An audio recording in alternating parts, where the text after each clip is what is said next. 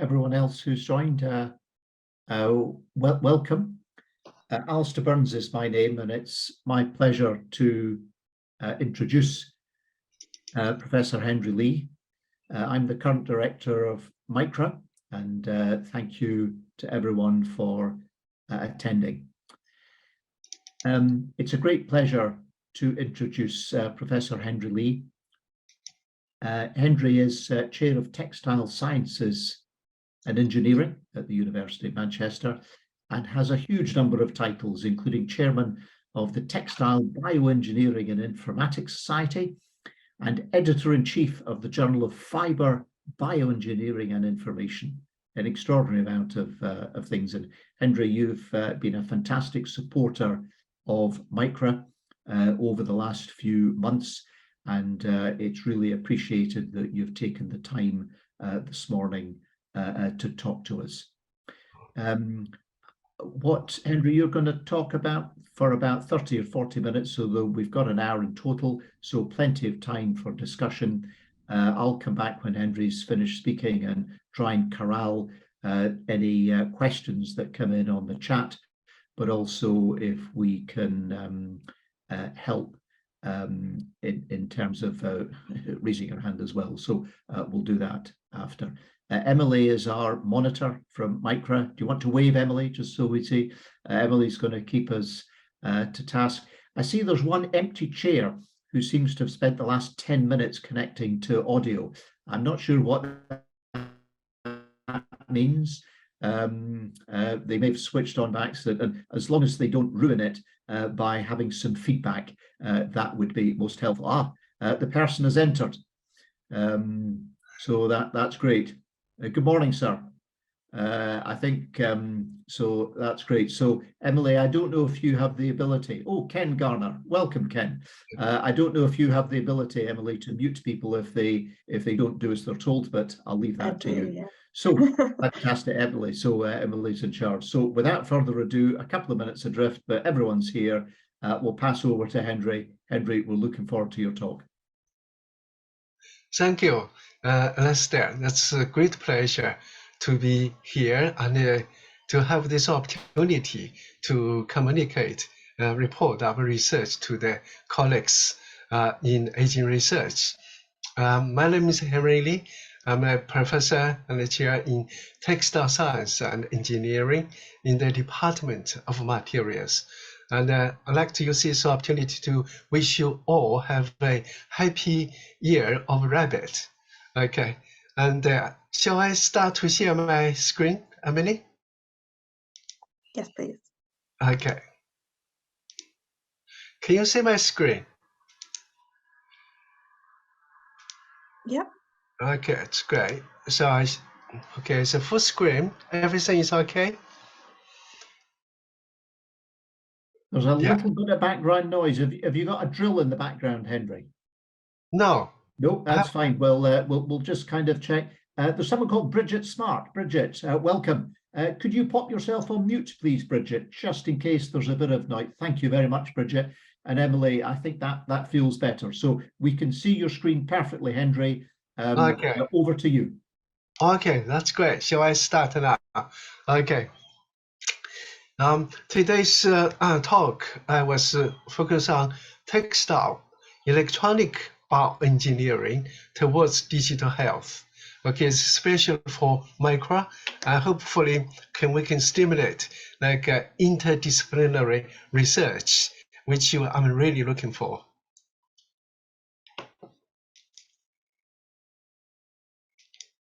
So that's the topics which I will cover in this morning. First, look into the digital health.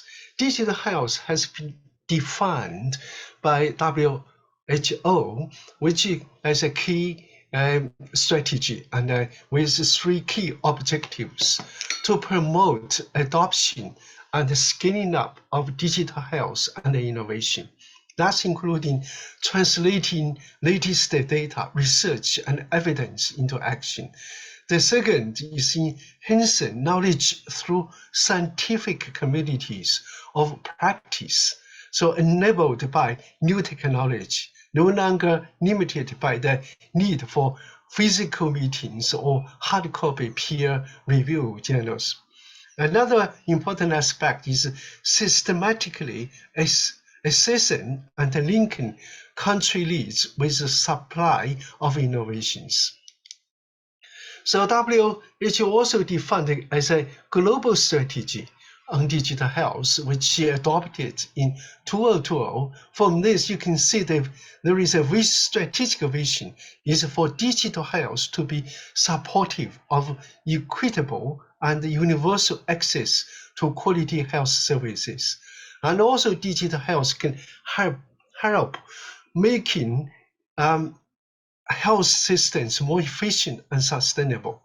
And then you can look into it. One example is in the WHO like a global strategy. They use like apparently NFC-based like wearable devices with mobile phones to collecting key biomarkers. So from this we can see there is a number of areas with specific objectives. You're looking to developed by WHO. Like objective 1 is collaborating and knowledge transfer. Number 2 is digital strategy implementation. Number 3 is digital health governance. And then number 4 is a human-centered health systems, which they define outcomes, outputs, policy action, and target impacts. I think this strategy is really applicable for development of a micro strategy, the research strategy for the future. And in relation to this, what's the fundamental knowledge which is coming as an emerging technology is like a wearable technology, which you can start from looking to the first invention in 1876 on the Bell's phone to the latest development into wearable devices and the future projection into future smart textile-based technology. One of the reasons is that because textile is clothing is what we wear every day, every day, most of the time.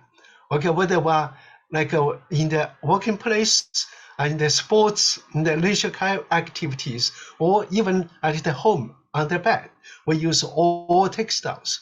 And this can be integrated into the daily life, which can monitor the key biomarkers and identify the key potential risks in health, and give us very good monitoring, earlier stage warning, and even treatment. So in that case, what's really based the fundamental science and engineering is textile electronic bioengineering, which really start of innovation of materials and look into different aspects of human biological functions, systems like biomechanical functions, thermal functions, neural and the electronic functions. All this can build into based on material design and engineering, integrates the functional requirements to develop the products that really can function and provide the services and protection for human health. So the textile bioengineering is defined as the integration of physical, chemical, mathematical, and computational sciences and the engineering principle for design and engineer fibers and textiles for achieving biomedical functions. It's really promote health and quality of life, lifestyles with functional protection, prevention, diagnosis, treatment of disease, and for improving health. And the theoretical framework which of textile bioengineering is based on is we start looking to basis of material bioengineering and integrate this with the different biological functions of human body in terms of thermal biology, biomechanics, sensory bioengineering, neuro, and biomedical engineering, and the electronic engineering, which integrate bioinformatics to provide the services towards digital health.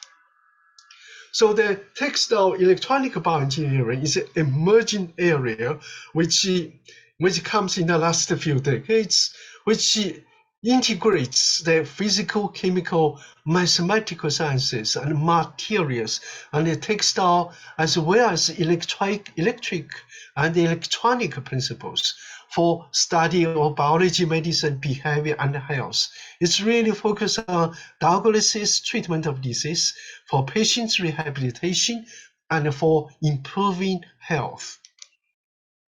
So this is really multi-scale engineering process. So we start from material engineering, fiber, yarn, fabrics, and e-textile devices, and which integrate with IoT system, ICT system, to provide a whole spectrum of the services and products, innovations.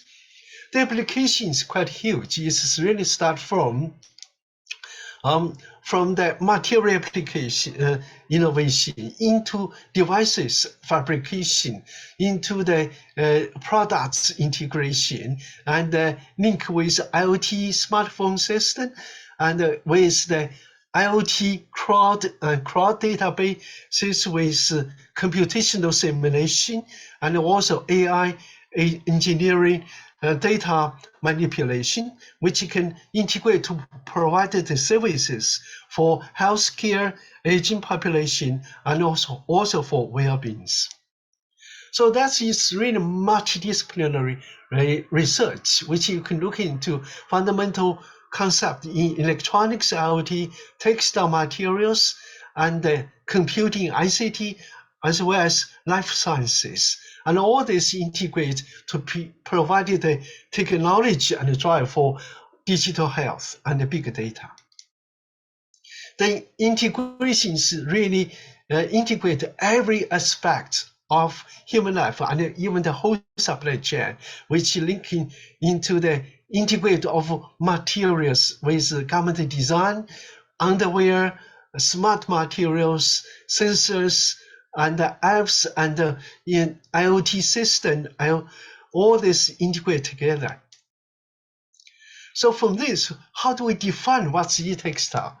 This means electronic textile, which really is the textile as enable electronic components such as sensors, batteries, lights, chips, and small computers, and electronic circuits embedded or built into by the textile structures. So we have different level of integration. One is you put everything into the pocket. It's like removable. That's everybody is using now. The second one is devices. You attach into textile, and it's not removable without destroying the product. The level 3 is all the components start to really built by the textile or fibers.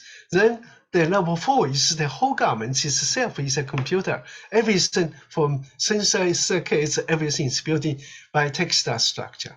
We are now in the process from the level 3 to level 4. So by looking to material innovation, in fact, actually carbon, particularly graphene, is one of the best material can be integrated into textiles. You can look into the very high conductivity, even better than the coppers silvers and the golds. And it's transparent and very high strength and a very good electrical conductivity and thermal conductivity as well. Now it's very good materials. The challenge, all this in nanoscale, how do you integrate this, develop this into a fiber, into an underwear, for instance? That's a great technical challenge. And also we can integrate this with other different 2D materials. And this material can link with traditional metal and conducting polymers to make different fibers. So for instance, we can twist the graphene fiber and to make a breathable, wettable, washable anti-jamming stream sensor, which can put into underwater and still is working. So that's one of the PhD students who recently graduates. So make it a graphene fiber and into the fibers and develop as a different type of sensors. And also, even traditionally, we did this work like more than 15 years ago, make a cotton fiber with a nano scale like a coating. You can make the fiber become conductive. So like also another concept is built into fibers as a component.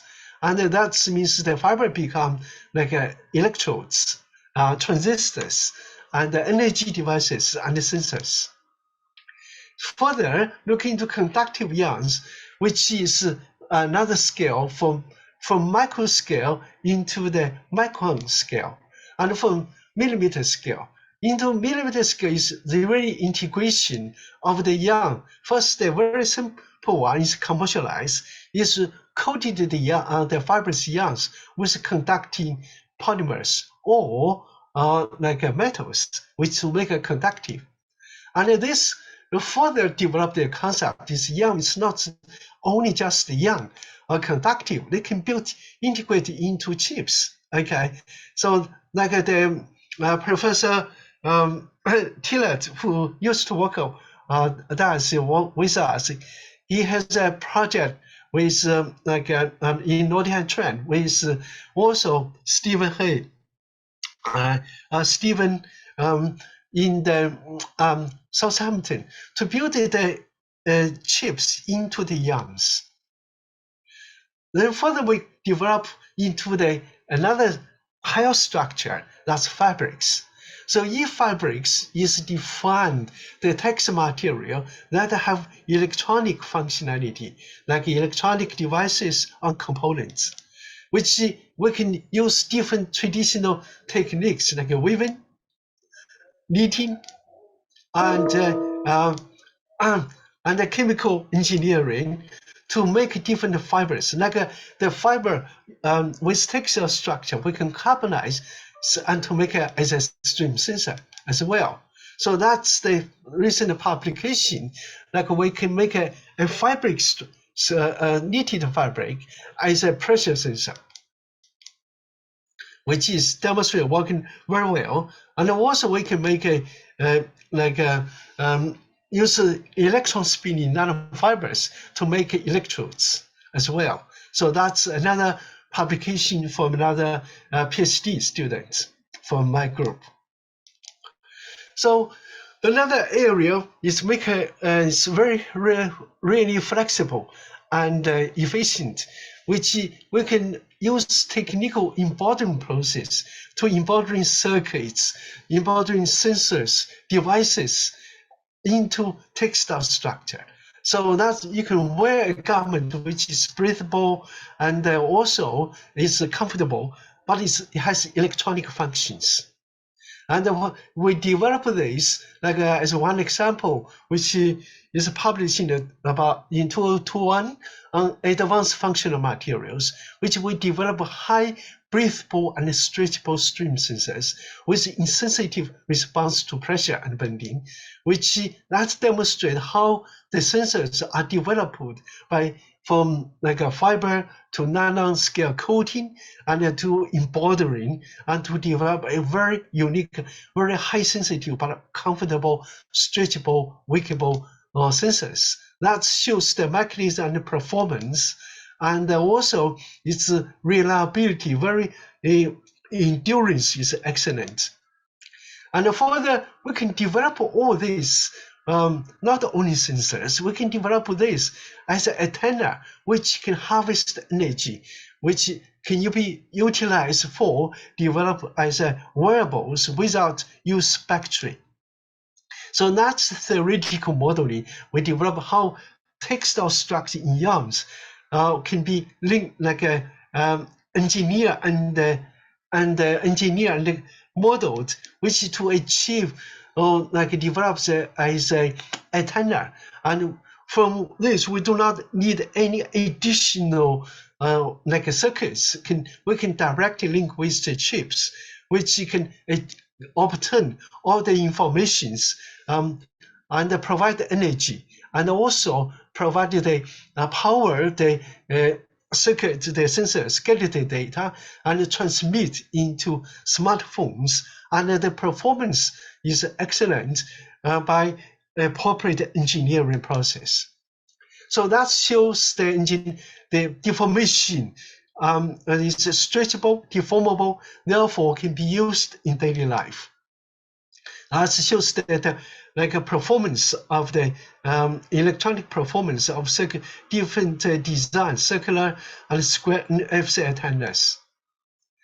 And further, we can also use a different printing technology to develop the sensors and the devices. That shows we can use make a traditional wool fiber coated with graphene and oxide, which can make as a stream sensor. That shows the engineering process and the performance of the sensor and the endurance and usability of the sensor. So with these technologies, we can further develop as a different type of wearables, which can be used put into different places on the human body, and it's non-invasive. You even do not need a battery, and that can be very useful for clinical applications. That shows a smart bra, which we have a sensor array with one scan.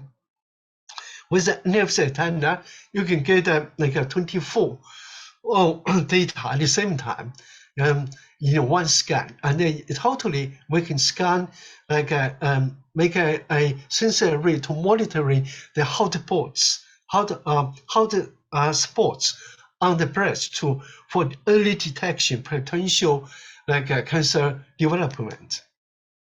That shows how this is working at different conditions and on the sweating spots, which is demonstrates the performance is working properly.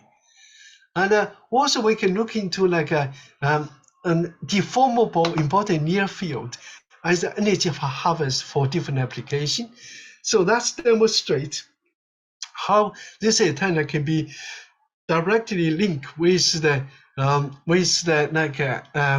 smartphones, with apps, which can monitoring different actives biomarkers of the human body at the different places.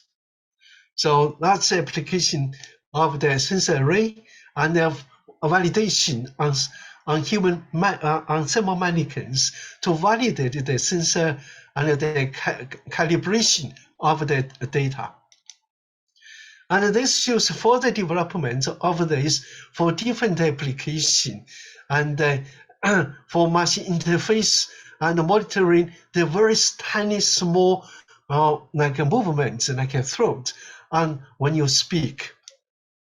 And this is demonstrated it can be wearable and usable and without actually when you sweat, you can transfer the sweat away from your garments, but the electronics, the sensors, antennas still working. So that's demonstrated application in terms of on the sweating condition with repeated measurements and different activities monitoring, which demonstrates very good sensitivity. So all these wearable products can be utilized, linked with the IoT structure, which link with like a crowd and with data data manipulation computation to simulate different health and well-being, as well as the different type of different disease effect of disease, how that influences the human physiological status. And this can be utilized either for normal wear, also for sports like under the water simulation. So this is one example where this battery-less wearable devices. This shows an example to see how it works.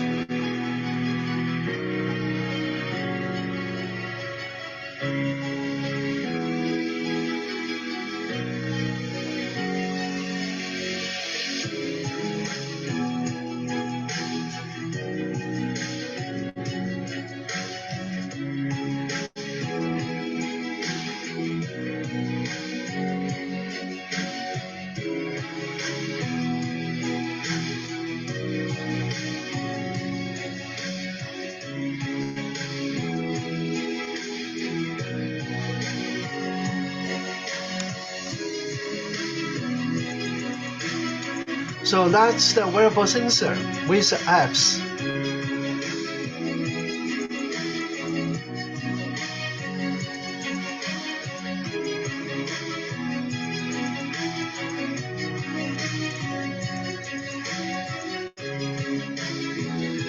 This is a temperature sensor. You can monitor in the sensor the temperature, body temperature changes. And this can be linked to the backbone on the crowd system. You can monitor remotely the patients, their body temperature changes, which can be utilized for infection control or other also inflammation monitoring process. So in addition to this, also we have developed different sensors. First is the fiber sensors. You can link with the NFC and you can monitoring the stretch, the movement of the body.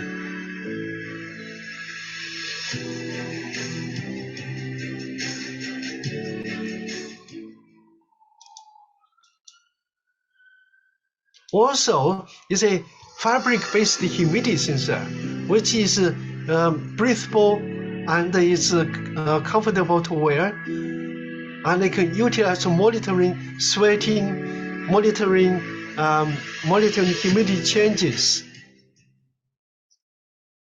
and they can link directly with the smartphone without battery. So that shows a sensor array which I showed you before with an NFC, and you can antenna.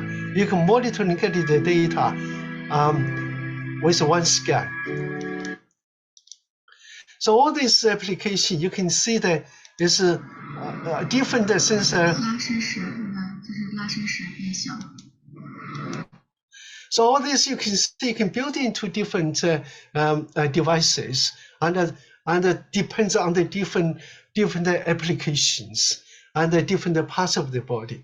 So from this, what we do, after getting the data, we link with the ICT, the crowd system, which you can start to do like a multi-scale modeling simulation and a human physiological system, like a thermoregulation system, vascular blood circulation system, breathing system that can utilize to monitor and also simulate and the development of the health status, and also potential the sickness and the development of the disease. And this can be linked also directly to the measurements on the body composition and predict the health risk and its analysis. So that shows a different type of models which have developed by looking to get the data into the crowd. Then we develop different models. And this model crowd computation with a digital twin of human body, which we can simulate the temperature distribution, sweat distribution, blood pressure distribution, and also heart rate changes. All this at the different parts of the body dynamically, and that can be utilized really for what's called vascular avatars, thermal avatars, which can be utilized for the health monitoring and the early detection of disease and or advice of health lifestyles, particularly for aging process. We can And by link the data in daily life with the modeling, we can see how that in the different ages that will change the functions, the system will be changes in the human physiology. So this also can be utilized for pandemic like monitoring and control, which we call a digital immunological system of the society. And this can be widely used like for personal protection and hospital infection control, and also the pandemic control as well. So all this you can, it's not just like an idea. Now all this system in terms of technology maturity has reached like different levels from 3 to 7. And we are in the process to develop like as an international standard. So in 2017, a new IEC technical committee has been established called Wearable Electronics and Technology, which will have the first plenary meeting there. And also within this, there is a committee, there is a working group too, called the e-textile wearables, in which like Satoshi Maeda from Japan and myself are conveners. So we are working with ISO, CEN, BSI, ATCC, STM to develop like an international standard.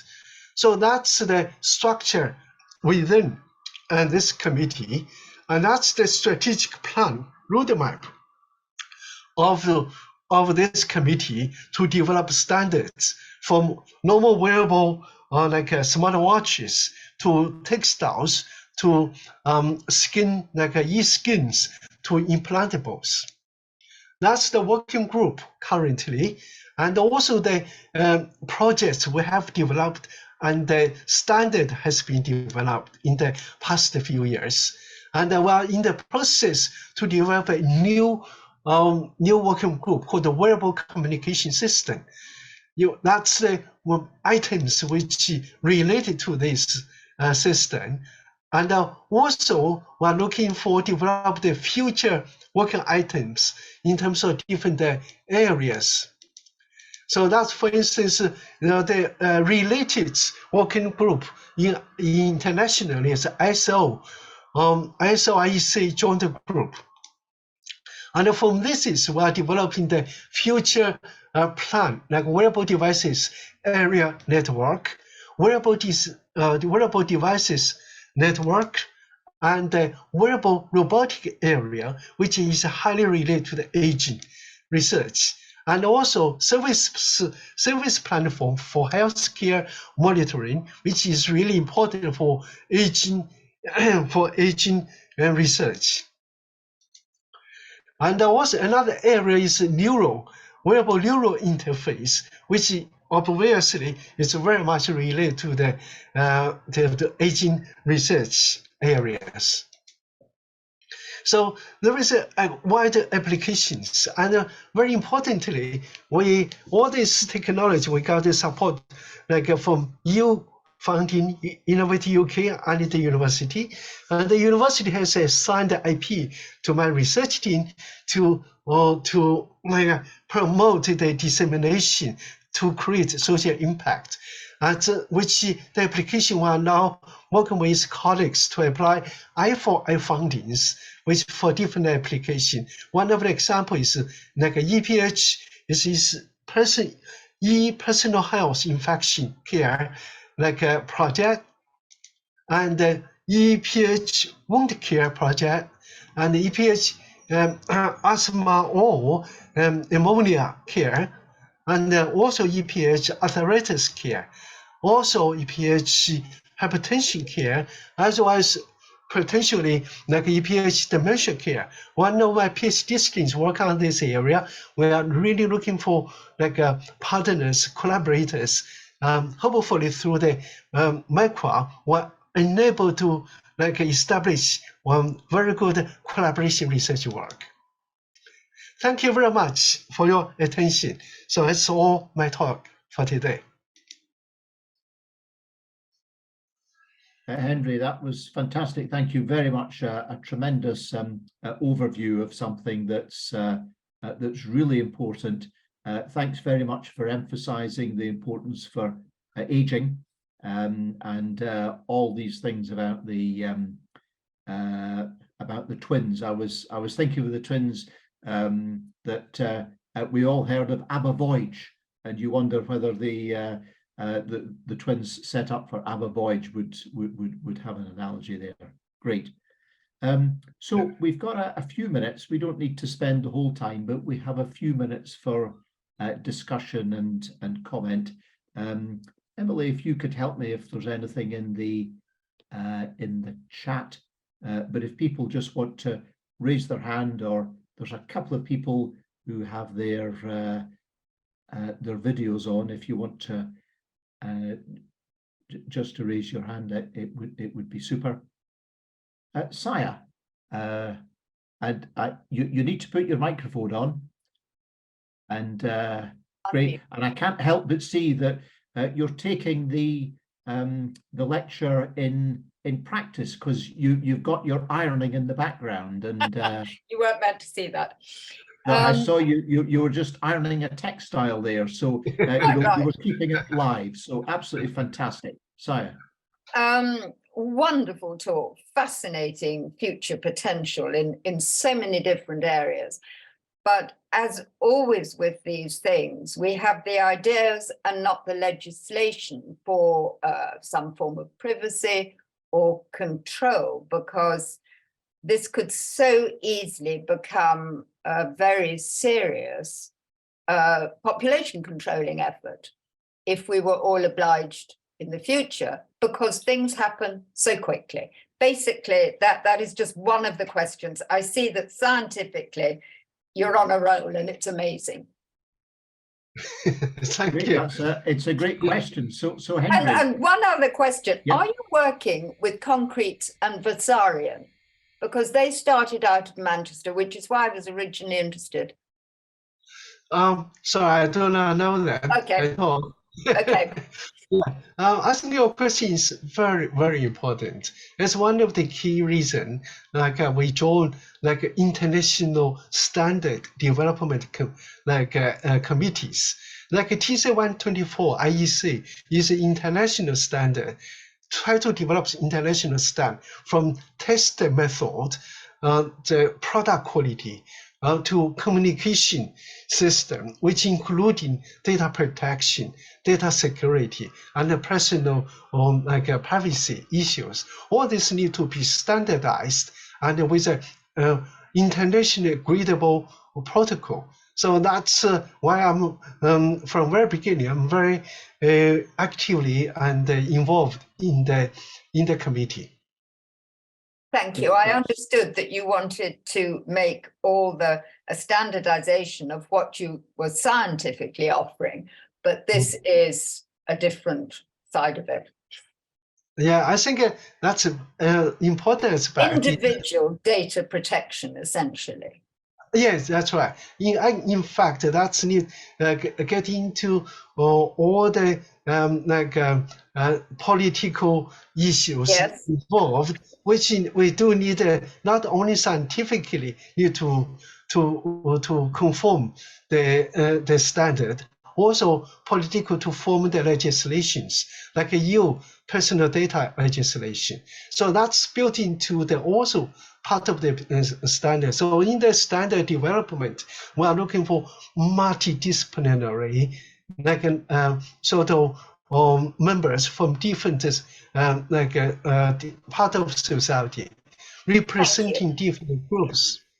That's very important to get everybody involved. Okay, so also for instance, recently we applied a cost program, which really integrated from the government legislation developers, standard organization, technology, and also humanity together to do that. I think MICRA is a very good platform, which we should consider this, develop as an area of collaborative research.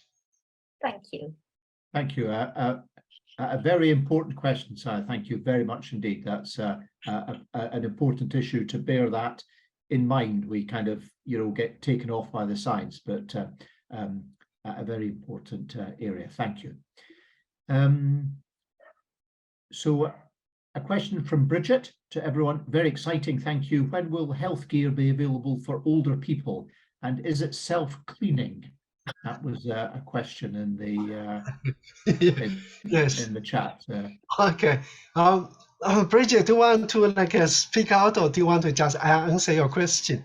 It sounds as if I tell you, if Bridget wants to volunteer, there she is. But if you want to start answering the question, Henry. Okay, thank you, Bridget. That's certainly an important aspect. In fact, we do consider that issue.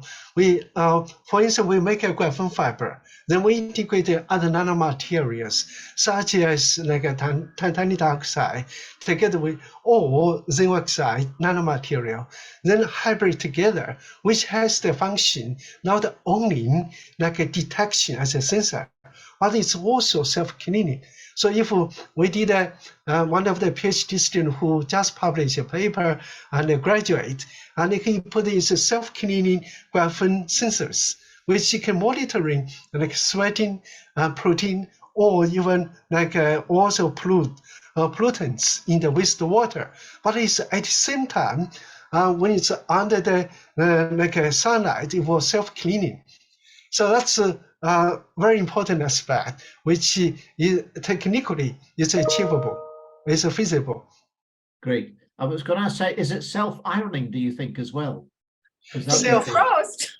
It won't be creasing, that's for sure. It would be important if it was non-iron as well. That would be. But they already can achieve that, so I'm sure it will be, won't it? Yes, I think no need for iron. That one has been done, been researched in textile for many years, like cotton or soot. We developed a treatment, even starting material. In what condition? Then you don't need actually it's a self-healing, self-recovery. Okay, all treated with shape memory polymers, it can self-recovery. Okay. So I find ironing it's like meditation. It can be very soothing. Do come and stay. It's a very soothing part of meditation. So I'm not sure if we'd want to. Andrea has left, but said very interesting. Thanks very much, Henry. Bridget, does that answer your question?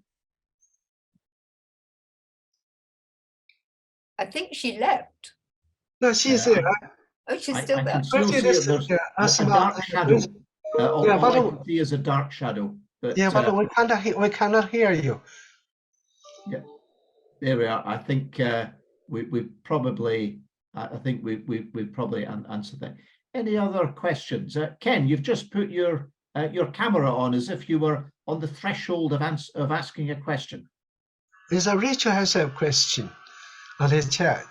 Rachel, do you want to ask your question directly? Here we are. Ken, I'll come to you in a minute. Actually, Ken, sure. Do you want to ask your question? Then I'll come to Rachel's. Ken, over to you. Yes, thank you very much indeed. I hesitate to ask my question because I represent a commercial company, and I don't want this to turn into a product pitch. Henry, I realize that your textiles are batteryless. We have an intrinsically safe quantum-based battery charging platform. And I wondered whether you would be interested in learning more about this to see whether there are some applications where intrinsically safe multi-device battery charging, remote and wireless battery charging would be of any interest. It sounds as if, Ken, I don't want to put in, but I'm conscious of time. It sounds as if that's a classic question to be taken offline. Yes, I agree. So we can do that. I hesitated to ask. And Ken, it's a great question. I'm sure when you if you contact Henry, we've got all the details, I'm sure. So if you contact Henry, that sounds a very good question. Not that I understood any of the question that you just asked, but it sounded really important. Rachel, you've put. So do you want to just articulate, Rachel? Yeah. Yeah. Right. My background is not medical. It's the first bit. So I'm just going back to university, and I've just finished a module. I had the exam last week in radioisotope imaging. And what they tend to do with radioisotopes is counting whenever some radioactive element is injected into a human body for whatever reason and whatever they're monitoring. And the data, the contrast is awful because it doesn't have any anatomical detail. So they tend to combine them. So the PET is positron and SPECT is usually technecium.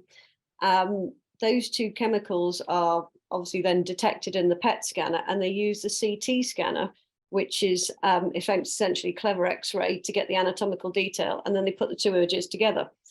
Now, that works really well in the brain, but the rest of the body, an MRI scanner is better than a CT scanner at distinguishing between the different types of soft and soft tissue.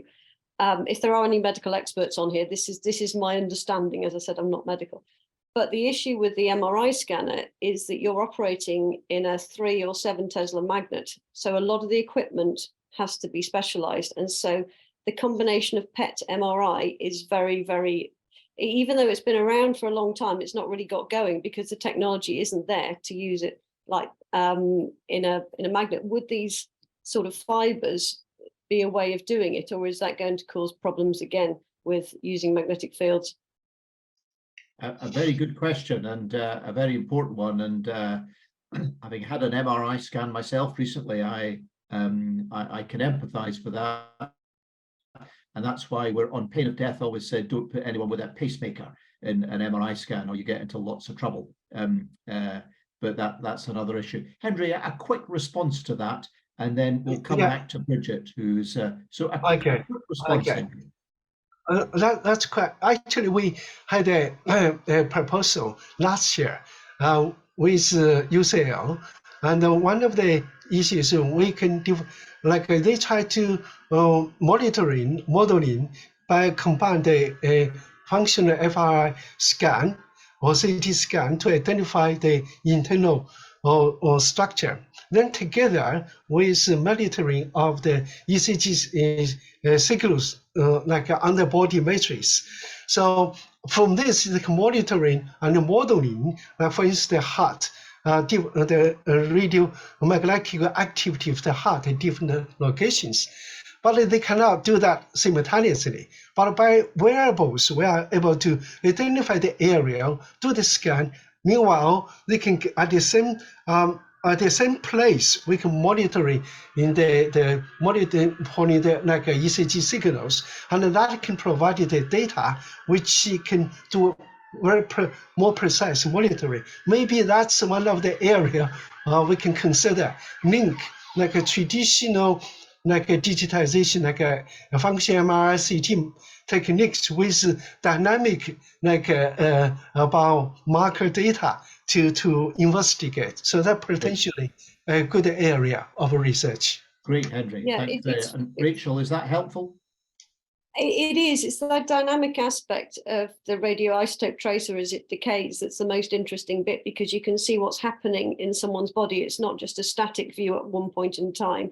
You can see how different uptake in different parts of the, say, in the brain, for example, with you can see the decay coming out. Or again, if you're looking at, you can look at effects of stomach, where you give somebody a bit of the old school barium meal where it lasts for several days, or you're looking at very quick scans with fluorine and glucose that looks at brain activity. So the length of scan varies massively. So sometimes people come in and then come back 7 days later. So the dynamic aspect is fascinating. Thank you. I think that's probably reflected the tradition we had was divided into functional imaging and structural imaging, and very interesting. Rachel, thank you very much. Bridget, I'm sorry your mic isn't working. We can just see you, a sort of dark figure in the background. I think we can just make you out. But when this is available and what is cost, my impression was Henry was talking about a range of things. So there's not one thing. Henry, do you want to choose one thing and answer Bridget's question about, is there anything available now and how much is it? For instance, the one we talk about, like let me say Tyler, well, with the temperature sensor, actually it's quite cheap in terms of cost. The material and also the fabric, the chips is in this like 2 parts. Okay, then you can link with your app design. That's could be very cheap, like affordable, low cost option. Like you can use every day. Now, what we for integrated different sensors, more sensors you integrate will become more expensive. But as a whole, what we try to develop is affordable and low cost option for digital health, particularly for low income and for elderly people can use. Make that simple, scan, they can use it. Okay, so that's some our aim. Okay. Great, and I hope that's helpful, Bridget. You could, if you nod and wave or blink twice to indicate that you that's great. Super, great. Okay, well, if there's no more questions, Emily, someone's written a participant has enabled closed captioning. I don't know what that means. There'll be a transcript. All right, excellent. Okay, super. Bridget, you've got lots of questions. I'm afraid we're running out of time and difficult if the microphone isn't working. We could go back to traditional, you could write them on a piece of paper and put them in front of the camera, but it's always, oh, there we are, perfect. It's Bridget, I'll pop the email address for fantastic. MICRA in the chat if you want to email them. I can link you up with Henry. Yeah, and Bridget, as you've shown, and one of the things with technology and everything, and as you've shown very well, Bridget, technology works all the time, 100%, and there's never any glitches at all. So that's you know, a lesson using technology. It's brilliant. It always works. It never stops. So I think we've probably run to the end. Henry, any final, very, very brief thoughts? Oh, thank you, Emily. So yeah, the question. First, I'd like to have. Okay, thank you. That's really excellent communication interaction. Wonderful. For Ken, I'm just quickly to your question. Yes, it's very interesting if you have a content-based like data supply with data with battery integrate with the system. System will be very useful in many different type of applications. We can explore their potentials. Okay. The other thing is a thumbs up from Ken. So I think we'll finish on that positive note. Ken, you've got the email address to contact Henry. So I think we'll leave it today. Henry, thanks again. Si, we'll let you get on with your ironing now, and everyone enjoy the rest of the